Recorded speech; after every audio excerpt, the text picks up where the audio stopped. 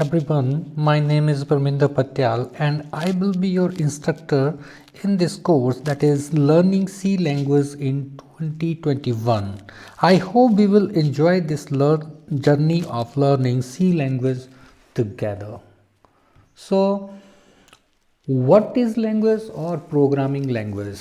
So we can say that any language, whatever the language that is spoken or general purposes language, if we talk about, is the medium of the communication. Means to say that if we wanted to get some information from the other, or if we wanted to give some information to other, or we wanted to give input to other, we have to use a medium of communication, and that medium of communication is basically a language. The same way, if we talk about the C language or a C programming language, it is the way of communicating with our computer hardware device. Now we have to get work done from the computer. So in order to get work done from the computer, we have to give some instructions to the computer, and that instructions are written in some programming language, and C is the one of them language among that programming language. So basically in the C language, we write the program mostly in English, that is called as the high level language, that is not understood by the computer hardware. So what we need along with that is a compiler is required in this process, and the compiler has to compile this language to the low level language, that is the language understood by the computer. So this is how a computer language work and with the computers. So here is another point that comes into the opinion of anybody, that is why learn C language in 2021. An opinion that is often heard today is that C has been already superseded by languages like C++, C#, and Java. So why bother to learn C language?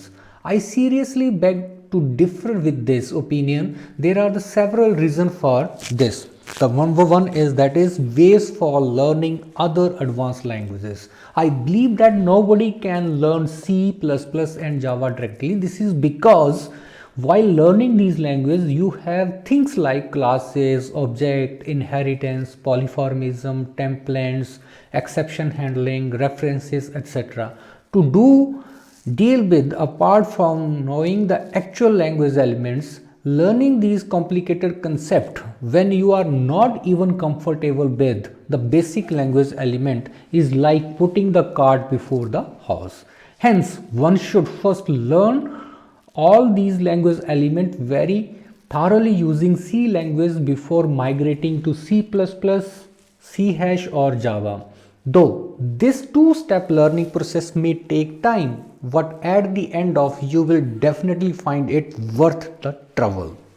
Another is major part of operating system like Windows and Unix are written in C. This is because even today when it comes to performance, speed of execution, that is, nothing beats C. Moreover, if one is to extend the operating system to work with new devices, one need to write the device driver programs. So these programs are exclusively written in C.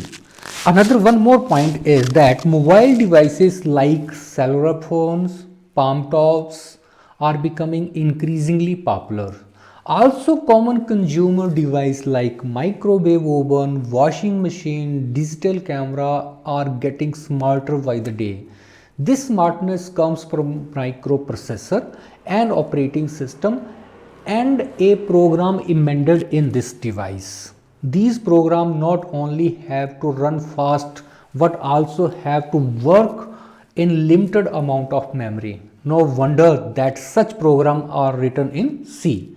With these constraints on time and space, C is the language of choice while building such operating system and programs. Another more point is at the time one is required to very closely interact with the hardware devices. Since C provides several language elements that makes this interaction feasible without compromising the performance, it is preferred choice of the program.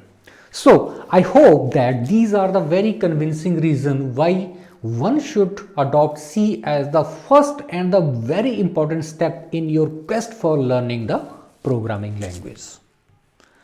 Now, what we are going to learn in this course. So in this course, what we are learning basic of C language and control structures.